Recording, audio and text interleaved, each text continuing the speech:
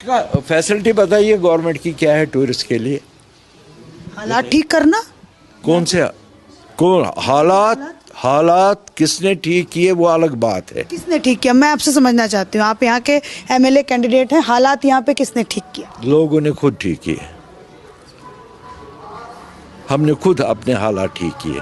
हमने बंदूक उठाई, हमने ही बंदूक छोड़ दी। क्यों छोड़ी आपने बंदूक? क्योंकि हमको पता चला कि बंदूक से कोई फायदा नहीं निकला। आपको कैसे पता चला कि बंदूक से फायदा नहीं है? कि इतने मारदाड़ होने के बाद हमें कुछ हासिल ही नहीं हुआ। क्या हासिल करने निकले थे? वो आज़ादी हासिल करने निकले थे। फिर ये आज़ादी का सपना टूटा कैसे? ऐसे टूटा कि हमारे बहन, हमारे भाई, हमारे लड़के, हमारे जवान लाखों में, हजारों में जेल में और कब्रिस्तानों में। कौन फ्यूल करता था इन आज़ादी के सपनों को? फ्यूल कौन करता था? फ्यूल वो दोनों तरफ से होता था, पाकिस्तान से भी और हिंदुस्तान से भी, इंडिया से भी और पाकिस्तान से भी। यहाँ पे कौन ऐसे नेता थे जो आप लोगों की आइडियोलॉजी को फ्यूल करते थे? यहाँ पे नेता बता रहा हूँ ना। नाम बता सकते हैं? फारूक अब्दुल्ला। वो कहते हैं अपने आप को मैं नेशनलिस्ट हूँ, मेरे 10,000 लोग जो हैं वो मरे हैं क्योंकि मैं प्रो इंडिया की बात करता। उसके 10,000 लोग आप कह रहे हैं वो फ्यूल करते थे आज़ादी के?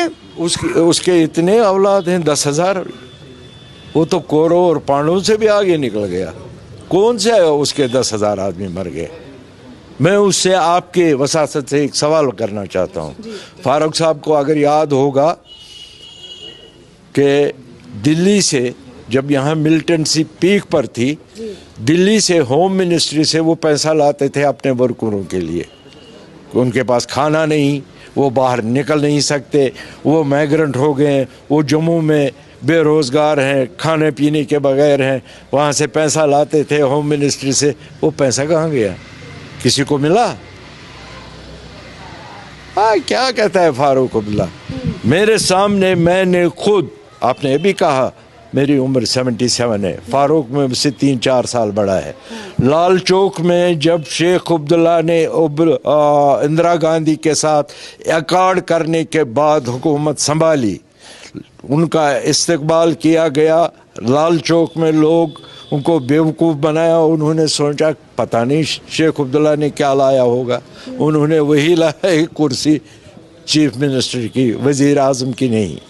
मेरे सामने फारूक अब्दुल्ला ने एक स्टेज बना था बड़ी बड़ी बसों का। ये मुझे ऐसे याद है जैसे कल हुआ है। मेरे सामने तकरीर में उसने कहा मैं JKLF का बुनियादी मेंबर हूँ। फारूक साहब ने? जी। आज वो कहेंगे मैं दूध का दूल्हा हूँ। मंदिर में जाएंगे राम राम करेंगे, मस्जिद में जाएंगे अल्लाह अकबर करेंगे, मस्जिद आस्थान पर जाएंगे लोगों को कहेंगे नमाज पढ़ो, खुदा से डरो। अरे यार, तुम उस वक्त नहीं डरा जब तुमने ऑर्डर दिया लोगों को कत्लेआम करो? उस वक्त तो डरना चाहिए था। ह्यूमन बीइंग, आपको किसने हक दिया है किसी को मारने का? उस वक्त फारूक साहब नहीं थे। फारूक साहब बताइए आप भागे क्यों यहाँ से लंदन? अगर हम यहाँ मिलिटेंसी में चाहे कुछ भी हुआ हम यहीं टिके रहे, हम भागे तो नहीं। आप हमको माइग्रेंट नहीं कह सकते हो।